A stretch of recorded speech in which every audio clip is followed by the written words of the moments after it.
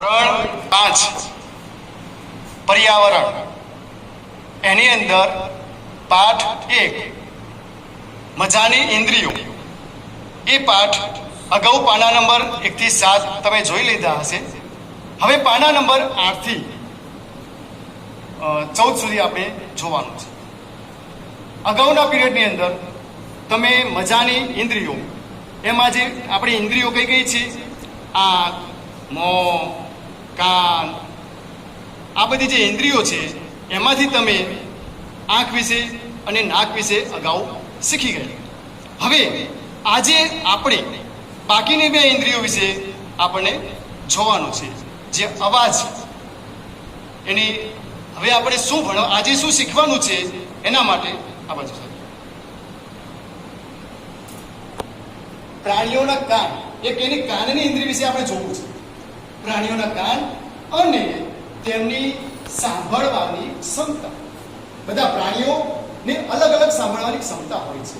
જેમ કે પ્રાણીઓ હોય પક્ષીઓ હોય એ આપણે આગળ જોઈશું।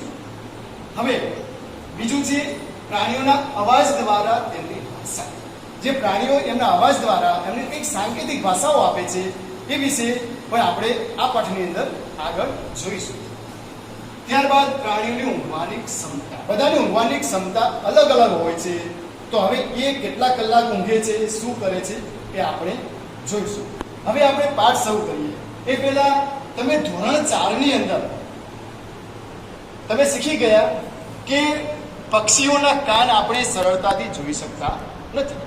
જો પ્રાણીઓ અને પક્ષીઓ હોય પક્ષીઓના કાન આપણે જોઈ શકતા નથી પ્રાણીઓના કાન આપણે જોઈ શકીએ છીએ। આ બધું આપણે ધોરણ 4 ની અંદર શીખી ગયા। તો જે પક્ષીઓને કાનની જગ્યાએ શું હોય કાનની જગ્યાએ એને કાણા હોય છે અને એ કાણા પીંછાથી ઢંકાયેલા હોય છે। હવે પહેલા તો પ્રાણીઓની વાત કરીએ પછી આપણે પક્ષીની વાત પણ કરીશું। સૌથી પહેલા પ્રાણીઓ જેના કાન આપણે જોઈ શકીએ છીએ। તો ચલો આપણે કયા કયા પ્રાણીઓના કાન જોઈ શકીએ તો આપણે ગાય ભેંસ બકરી કૂતરો બિલાડી એવા દરેક પ્રાણીઓના કાન આપણે જોઈ શકીએ છીએ। પાઠમાં સાથે સાથે આપણે લેસન પણ તમને આપતો રહીશ। હવે આમાં પણ એક તમારે લેસન કરવાનું છે કે 10 પ્રાણીઓના નામ લખો જેમના કાન આપણે જોઈ શકીએ છીએ। એ તમારે લેસનમાં કરવાનું છે। પછી આગળ કેટલાક એવા પ્રાણીઓ છે એમના કાન આપણા કાન કરતા સમજ પડી છે આપણા કાન કરતા મોટા હોય। આપણા કાન કેવડા છે આવડા તો આપણા કરતા મોટા હોય એવા કયા કયા પ્રાણીઓ હોય તો સમજો કે ગાય છે એમના કાન આપણા કરતા મોટા છે ભેંસ છે આપણા કરતા કાન મોટા છે। આવા જે પ્રાણીઓના કાન આપણા કરતા મોટા હોય એના નામ તમારે અહીંયા લખવાના છે। હવે આગળનો પ્રશ્ન સાહેબ હવે તમારે વિચારવાનું છે શું પ્રાણીઓના કાન તેમની સાંભળવાની ક્ષમતા વચ્ચે કોઈ સંબંધ છે? પ્રાણીઓના કાન છે એની સાંભળવાની ક્ષમતા પર કોઈ સંબંધ છે હા કે ના તો હા છે। પ્રાણીઓ અને પક્ષીઓ બંનેમાં ફરક છે અને શું ફરક છે હવે આપણે આગળ જોઈશું। હવે અહીંયા એક પ્રવૃત્તિ છે બરાબર છે અહીંયા પ્રવૃત્તિ આપી છે કે અહીંયા બાળક છે એવી રીતે તમારે તમારા ઘેર એક દૂર જગ્યાએ ઊભું રહેવાનું। ઊભું રહ્યા પછી તમારા મિત્રને અથવા ઘરમાં મમ્મી પપ્પા કોઈ હોય એમને કહેવાનું કે જરાક ધીમેથી બોલે તો શું તેમનો અવાજ તમે સાંભળી શકશો હા કે ના બરાબર। ત્યારબાદ તમારે આવી રીતે કાન ઉપર હાથ રાખવાના છે। પછી એટલા જ અવાજે તમારા મમ્મી પપ્પા અથવા કોઈ મિત્ર એને તમે જે અવાજ કાઢવાનો કહ્યો તો એટલા જ અવાજે તમે અવાજ કાઢવાનું કહો તો શું તમે એ અવાજ એના કરતાં વધારે તીવ્રતાથી એટલે વધારે સ્પષ્ટથી, બરાબર, સારી રીતે સાંભળી શકો છો. એ તમારે ધ્યાન રાખવાનું છે. ચલો, તમે જોયું હશે કે પહેલા અવાજ કેવો સંભળાયો, ધીમેથી સંભળાયો છે ને. હવે તમે હાથ ઉપર કાન રાખ્યા તો અવાજ કેવો સંભળાયો એ પણ તમે નોંધ્યું હશે. તો અવાજ વધારે સારી રીતે સાંભળી શકાય. સમજો કે કૂતરું હોય અને કૂતરાની બાજુમાંથી આપણે પસાર થતા હોઈએ તો કૂતરું કેવા કાન આમ કરી નાખે છે, તો કાન એવી રીતે કરો તો એ વધારે અવાજ સારી રીતે સંભળાય છે. શા માટે? એ આપણે પક્ષીઓની અંદર આપણે એના માટે જોઈશું. તમારા હાથ તમારા કાન ઉપર રાખો, તમારા હાથ તમારા કાન ઉપર રાખો અને પછી તમારો પોતાનો અવાજ સાંભળો. એમાં શું ફરક પડે છે એ તમે નોંધો. આગળ ચાલો. હવે તમારી પાસે ઘરમાં કોઈ પાટિયું હોય એની ઉપર તમારો કાન રાખો. દાખલા તરીકે હું અહીંયા મારો કાન ટેબલ ઉપર રાખીશ. પછી આ રીતે અવાજ કરું છું. આવી રીતે તમારે તમારા ઘેર કોઈ પાટી હોય તો પાટી કાન ઉપર રાખી શકાય. બારીનો દરવાજો હોય, આ દરવાજો છે, દરવાજાને કાન ઉપર નામ કરવું અને તમે અવાજ કરી છો. અવાજ કરવાથી શું ફરક પડશે તમારે જોવાનું છે. તો આપણે જોઈએ છીએ કે અવાજ કરવાથી કેવો અવાજ થાય છે. એ જ વસ્તુ અહીંયા આગળ હા, અહીંયા ચિત્રમાં આ રીતે બાળકે અવાજ કરીને સાંભળે છે તો કેવો અવાજ સંભળાય છે. જો આપણે જે અવાજ પહેલા અલગથી સાંભળતા હતા એના કરતાં આપણે જુદી રીતે સાંભળી શકીએ છીએ. એ જ પ્રમાણે પક્ષીઓ, ખ્યાલ આવી ગયો? એ જ પ્રમાણે પક્ષીઓ હોય, સાપ હોય, એને મતલબ ટૂંકમાં જે ઈંડા મૂકે છે એ લોકોને કાન હોતા નથી. ત્યાં ફક્ત કાનની જગ્યાએ મીંડા હોય છે અને એ મીંડા આપણે જોઈ શકતા નથી કે કાનથી તે એના ઢંકાયેલા હોય છે પીછાઓથી. તો એ જે પક્ષીઓ છે એમાં અહીંયા કે સાપ આવી રીતે સાંભળે છે. સાપ હોય, પક્ષીઓ હોય, એ બધા આ રીતે અલગ અલગ રીતે એની સાંભળવાની રીત હોય. જે સાપ છે ને એ જ આ રીતે સાંભળી શકે છે. એને બાહ્ય એટલે બહારના, એને બાહ્ય કોઈ કાન હોતા નથી. કાન ન હોવા છતાં એ માત્ર, અહીંયા શું લખ્યું છે? માત્ર ફક્ત જમીન ઉપર કંઈક ધ્રુજારી થાય છે અને જમીન પરની ધ્રુજારીને કારણે એ અનુભવે છે એનો અવાજ. વાતાવરણની અંદર કંઈક ફેરફારો થવાના હોય ત્યારે પણ આવી રીતે એ અનુભવ કરે છે અને એને ખ્યાલ આવે છે કે એને કોઈક શિકાર કરવા માટે આવ્યું છે કે એ બધી માહિતી એને ખ્યાલ આવે છે. હવે અહીંયા આપણે પહેલું જોયું પ્રાણીઓના કાન. જે પ્રાણીઓના કાન હતા અને એમની સાંભળવાની ક્ષમતા, બરોબર, એ અલગ અલગ રીતે એ સાંભળે છે કાનથી અને કાન દ્વારા એને ખબર પડે છે કે શું મુશ્કેલી આવવાની છે, હવે શું કરવું છે. આપણે દાખલા તરીકે આપણને કાન ન હોય તો ખબર પડે, કંઈ અવાજ ન થાય તો બાજુમાં શું આવે છે કે, તો એને પણ એવું જ છે, કંઈ ખબર નથી પડતી. છતાં ભગવાનને એને અહીંયા એવા કાન આપ્યા છે, એને આવી વાતાવરણની ધ્રુજારી કે જમીનની ધ્રુજારીને આધારે આવા સાપ જેવા પ્રાણીઓને ખબર પડે છે. હવે આપણે એના પછીનું પોઈન્ટ જોઈશું, પ્રાણીઓના અવાજ દ્વારા તેમની ભાષા. પ્રાણીઓ, અહીંયા એક પ્રાણી આપ્યું છે, પ્રાણીનું ચિત્ર, અને અહીંયા લખ્યું છે પ્રાણીનું નામ લંગૂર. લંગૂર પ્રાણી છે. આ પ્રાણી આપણને વાંદરા જેવું દેખાય એટલે કે વાંદરાની પ્રજાતિ છે. વાંદરાની પ્રજાતિ, આ વાંદરાની પ્રજાતિ છે, એનું નામ લંગૂર છે. એ ક્યાં રહે છે? ઝાડ ઉપર. વાંદરાની માફક, જે વાંદરો સમજી લો, આ ઝાડ ઉપર રહે છે. અને જ્યારે એને કંઈક ખબર પડે છે કે ક્યાંક જંગલની અંદર વાઘ આવી રહ્યો છે, સિંહ આવી રહ્યો છે, એનામાં કુદરતી તાકાત છે, ક્ષમતા છે, એના આધારે એ અવાજ કરે છે. આપણે અહીંયા વાત કરીએ છીએ પ્રાણીઓના અવાજની ભાષા. પ્રાણીઓ બોલી શકતા નથી, આપણે બોલી શકીએ છીએ. આપણી બધી રજૂઆત બોલીને કરી શકીએ છીએ, પરંતુ પ્રાણીઓ બોલી શકતા નથી. એ અવાજ કરે છે અને અવાજની એની ભાષા, એના દ્વારા કંઈક સંકેતો આપે છે, સમજી શકે છે. આપણને કુદરતી આફતો આવવાની હોય તો માણસોને એને પણ કંઈક સંકેતો આપે છે, એ પણ આપણે આગળ જોઈશું. બરાબર છે? તો હવે આ લંગૂર ઝાડ પર હોય અને એને કોઈ પ્રાણી, વાઘ અથવા સિંહ આવતો હોય તો બધા પ્રાણીઓને સાવધાન કરી નાખે છે અને એવા અવાજો કરે છે. અલગ અલગ સમયે બોલવાના અવાજ જુદા જુદા હોય અને એવા અવાજથી બોલે એટલે બધા પ્રાણીઓને ખબર પડી જાય કે સામે વાઘ આવે છે, સામે સિંહ આવે છે. સાંજે એમને ઘરે જવું હોય તો એનો અલગ પ્રકારનો અવાજ હોય, એટલે એવો અવાજ કરે એટલે બધા પ્રાણીઓ સમજી જાય ચાલો આપણે ઘેર જવું છે. તો એ અવાજથી બધા પ્રાણીઓ ભેગા થઈ જાય.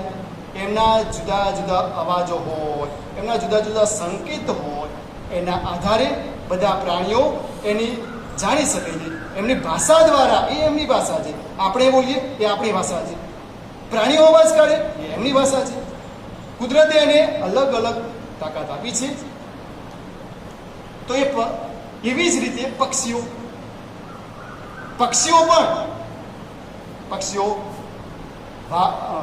મોર, ચકલી, પોપટ, એ બધા જે પક્ષીઓ છે એ પણ આવી જ રીતે કંઈક ચેતવણી આપે છે. કોઈ પક્ષી હોય નીચે સાપ જતો હોય તો કાગડા ને બધા અમુક હોય તો એમાં ગોળ ગોળ ફરી જાય. એમને ખબર છે અહીંયા આપણો શિકાર છે. અમુક પક્ષીઓને ખબર પડે કે અહીંયા શિકાર છે તો એ શું કરશે? ચેતવણી આપશે. તમે અગાઉનામાં જોઈ ગયા કીડી વિશે, જેમ કીડી એને સંકેત આપે છે અને આગળ છોડતી જાય છે એને રસાયણ. એ પ્રમાણે અહીંયા આપણે પક્ષીઓની વાત કરી છે એટલે પક્ષીઓ બોલીશું. જે પક્ષીઓ છે એનો ચેતવણી દ્વારા સંકેત આપે છે. હવે એને બોલવાની તો તાકાત નથી, બોલી શકતા નથી, તો એના એવા અવાજ કરે છે અને અવાજ દ્વારા બીજા પક્ષીઓ જાણી શકે છે. તો પક્ષીઓ એના ભય વિશે ચેતવણી, સંકેત આપે છે અને બીજા પક્ષીઓ પણ એના ભય માટે અલગ અલગ પ્રકારના અવાજ કાઢતા હોય. આવો ભય હોય, આમ હોય, તેમ હોય, એ અલગ અલગ પ્રકારના અવાજ કાઢે અને એના આધારે ખબર પડે કે શું પોઝિશન છે. દાખલા તરીકે કોઈ દુશ્મન આકાશમાંથી આવે, એનાથી કોઈ મોટું પક્ષી હોય એને મારવા માટે આવતું હોય. જમીન ઉપર કોઈ શિકારી હોય તો માણસ હોય એ હોય, અથવા જમીન ઉપર કોઈ બીજો અન્ય વાઘ સિંહ જતો હોય એને કે ખાઈ જશે, કૂતરો આવતો હોય તો એના આધારે અવાજ કરે, ખબર પડી જાય કે પોતાનો દુશ્મન આવી રહ્યો છે. પોતાનો ખોરાક શોધવો હોય તો અલગ અવાજ હોય, પોતાનો દુશ્મન આવતો હોય તો અલગ અવાજ હોય, બધા પક્ષીઓને ટોળામાં જવું હોય તો અલગ અવાજ હોય. આમ એ પોતાના અલગ અલગ અવાજના રીતે એ જાણ કરે છે અન્ય પક્ષીઓને. અને જો દુશ્મન જમીન પર હોય તો અલગ પ્રકારની ચેતવણીથી એમને ખબર પડી જાય છે અને બધા પક્ષીઓ ત્યાંથી ઉડી જાય છે. હવે આગળ આપણે જોઈએ અભયારણ્યો અને રાષ્ટ્રીય ઉદ્યાનો. હવે જંગલમાં અધિકારીઓ હોય અને અધિકારીઓ જ્યાં જંગલી પ્રાણીની શોધ માટે જતા હોય તો એમને કેમ ખબર પડે કે આ દિશામાં જંગલી પ્રાણી છે? તો પક્ષીઓના આધારે એમને ખબર પડે છે. પક્ષીઓ ત્યાં ગોળ ફરતા હોય અને અવાજ કરતા હોય અને જે દિશા પર તરફ જતા હોય તો એ જાણી શકે કે આ દિશા તરફ એમનું કોઈક ભય સ્થાન છે એટલે એ તરફ જાય. અહીંયા કહે છે અભયારણ્યો અને રાષ્ટ્રીય ઉદ્યાનોમાં પણ વાઘ, સિંહ જેવા પ્રાણીઓ કઈ દિશામાં હશે વાઘ અને સિંહ પ્રાણીઓ કઈ દિશામાં હશે તે પક્ષીઓના અવાજના આધારે ત્યાંના સરકારી કર્મચારીઓ કે અધિકારીઓ એ બધા જાણી શકે છે. આપણે પક્ષીઓની વાત કરી, હવે આપણે માછલીની પણ વાત કરીએ. ચલો, માછલીઓ એ પણ એમના સંકેતો, માછલીનો અવાજ તો ક્યાં જવાનો છે? પાણીની અંદર એક જગ્યાએ માછલી બીજીનો, તો એવા સંકેતો આપે છે અને આપણે તરંગો દ્વારા પહોંચાડે છે. એની તરફ ગોળ ગોળ ગોળ તરંગો થાય છે. એ તરંગોનું ચિત્ર હશે અહીંયા. આ તરંગોનું ચિત્ર છે એ આપણે હવે આગળ પાછું ડોલ્ફિનનું જોઈશું. હા, તો માછલીઓ વિદ્યુત સંકેત દ્વારા ચેતવણી આપે છે, અન્ય માછલીઓને આ રીતે ચેતવણી આપે. એના પછી જ્યારે ભૂકંપ અથવા વાવાઝોડું આવે, કોઈ કુદરતી આફત આવી જાય, ભૂકંપ આવે કુદરતી કહેવાય, વાવાઝોડું કુદરતી કહેવાય, એ ગમે તે કુદરતી આફત આવવાની હોય ત્યારે, બરાબર, પ્રાણીઓ અલગ અલગ પ્રકારનું વર્તન કરે. આ પ્રાણીઓ આગળના તાસમાં તમે કીડીઓ વિશે જોયું. આપણે જોઈએ તો વરસાદ આવવાનો તો કીડીઓ એમાંથી બહાર નીકળી જાય, કેમ કે વરસાદનું પાણી એના ઘરમાં જશે, એના દરમાં જશે. એ લોકોને ખબર પડી જાય છે. એ પ્રમાણે પક્ષીઓને પણ બધી ખબર પડી જાય છે કે વાવાઝોડું આવશે, ભૂકંપ આવશે, અને અલગ અલગ પ્રકારના અલગ અલગ પ્રકારના વર્તન કરશે. અને વર્તનના આધારે જંગલની આસપાસ લોકો રહેતા હોય અથવા માણસો હોય, એ બધાને પ્રાણીના વર્તનને આધારે ખબર પડશે કે ભય સ્થાન છે. બરાબર.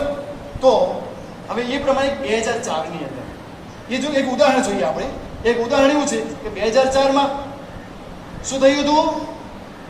સુનામી આવી હતી 2004માં. કઈ જગ્યાએ?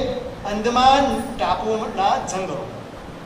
એ જગ્યાએ અંદમાન ટાપુ પાસે જ્યારે સુનામી આવી ત્યારે એના કાંઠા ઉપર જે રહેતા આદિજાતિઓ ત્યાં રહેતા હતા, એને પ્રાણીઓના અલગ અલગ વર્તન ઉપરથી ખબર પડી ગઈ કે કંઈક થવાનું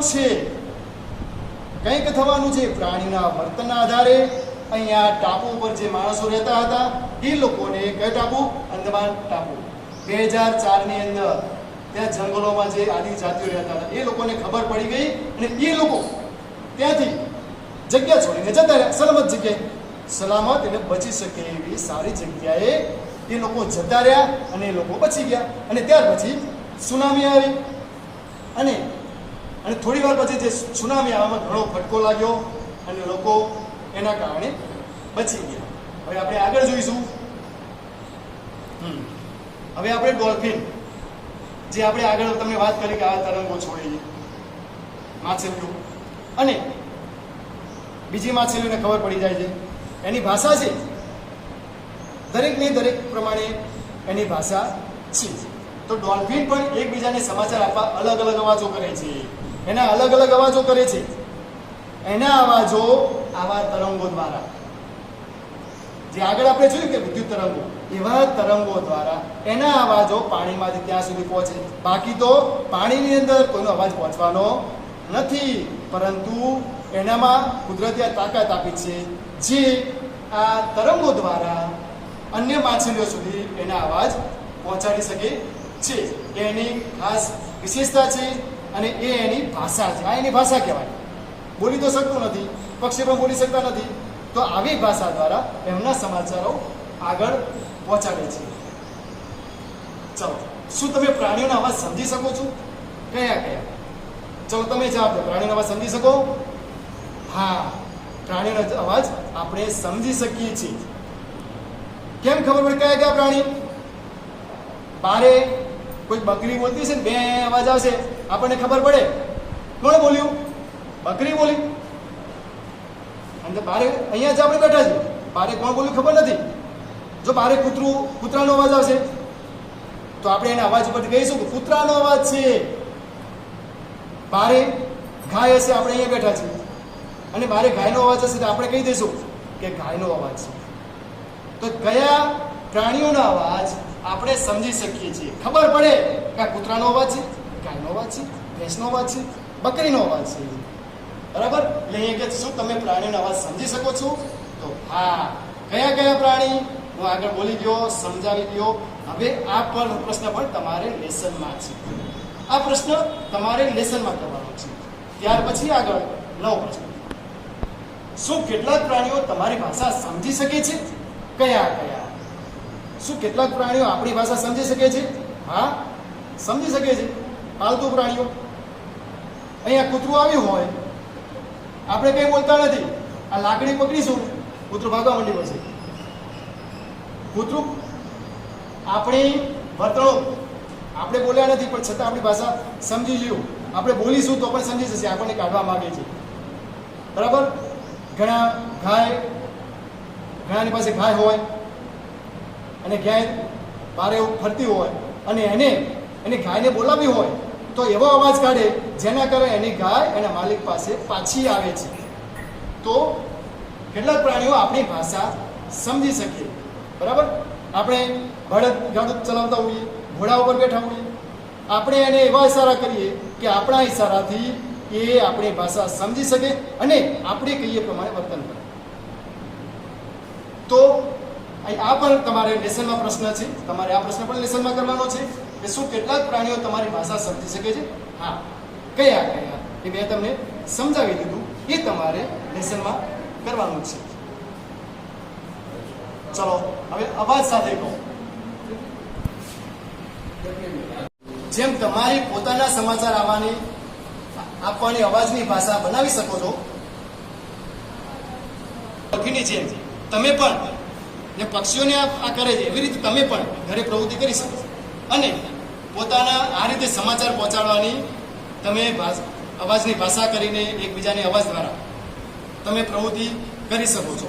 દાખલા તરીકે ઘણા છોકરા ક્લાસની અંદર કરતા હોય, એ તોફાન કરતા હોય ને, સાહેબ સામેથી દૂર આવે ને ઇશારો કરે, સાહેબ આવે છે, ઇશારા ઉપર બોલશે ને, ઇશારા પર ખબર પડી જાય. ક્લાસમાં છોકરો બેઠો હોય, સાહેબ ભણાવતા હોય એને પેન્સિલ જોયું તો ઇશારો પર પેન્સિલ આપો, એ એની ઇશારાની ભાષા હતી. તો આવી રીતે ઇશારાની ભાષા એ આપણે પ્રવૃત્તિ કરી જોવાની છે. હવે અહીંયા આગળ લઈએ જાગવું ને ઊંઘવું. ત્રીજો ભાગ, પ્રાણીઓની ઊંઘવાની ક્ષમતા. હવે આપણે ઊંઘવાની ક્ષમતા વિશે જોઈશું કે પ્રાણીઓ કેટલા કલાક ઊંઘે છે. ચલો અહીંયા આગળ એ બધું કાપી નાખ્યું. અહીંયા આગળ આવી એક રીંછ જેવું છે, પણ રીંછ નથી.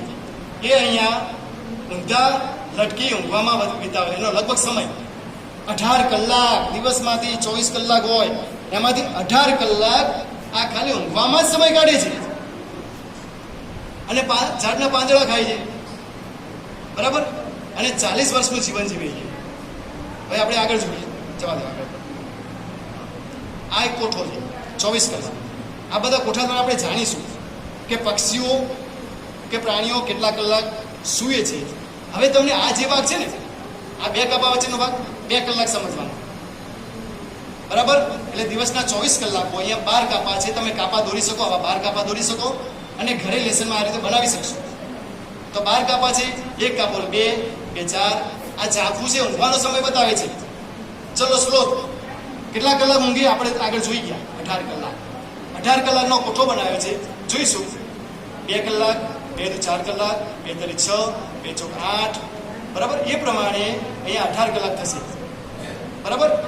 હવે તમારે આ ઘરોળીનો કોઠો તમારે બનાવવાનો છે. ઘરોળી પણ દિવસમાં 4 થી 6 કલાક જેવું જાગે છે. બાકીના આની માફક 18 કલાક સૂવે છે દિવસમાં ઘરોળી 4 થી 6 કલાક જાગે છે, બાકીના કલાક ઊંઘે છે. તો એમાં તમારે આનો કોઠો આ પ્રમાણે બનાવી લેવાનો. ચલો આગળ જોઈશું. આની અંદર ગાયને આપણે જોઈશું. ચલો આ 1 એટલે 2, 2 દુ. તમે જાતે જવાબ કરજો, હું નહીં બોલું, અહીંયા જવાબ લખવાનો છે. બીજું અજગર કેટલા કલાક ઊંઘવાનો સમય બતાવ્યો છે? 2 કા 2, 2 તો 4, 2 તરી 6. આ પ્રમાણે તમારે અહીંયા ગણતરી કરવાની. અહીંયા જવાબ લેસનમાં લખવાનો છે.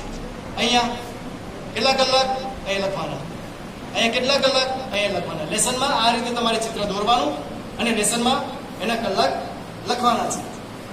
આગળ આ બાજુ પાછું જવા દો કપાઈ ગયું. એની આંખો બહુ તેજ હોય છે અને રાત્રે એની આંખો તેજ હોવાના કારણે રાત્રે એ બધું જોઈ શકે છે. હવે બાળ મિત્રો, આપણે અહીંયા આ પાઠની અંદર શું શીખ્યા એ આપણે અહીંયા વાત કરીએ. પાઠની અંદર આજના તાસની અંદર પ્રાણીઓના કાન અને તેની સાંભળવાની ક્ષમતા એ જ શીખ્યા. ત્યારબાદ શું શીખ્યા? પ્રાણીઓના અવાજ દ્વારા તેમની ભાષા, અવાજ દ્વારા ભાષા શીખ્યા. અને ત્યારબાદ પ્રાણીઓની ઊંઘવાની ક્ષમતા શીખ્યા. આટલું આપણે શીખ્યા. બાકીનું તમારે લેસનમાં અંદર જે બોલવામાં આવ્યું હતું, લેસન શું કરવાનું અંદર કહ્યું છે.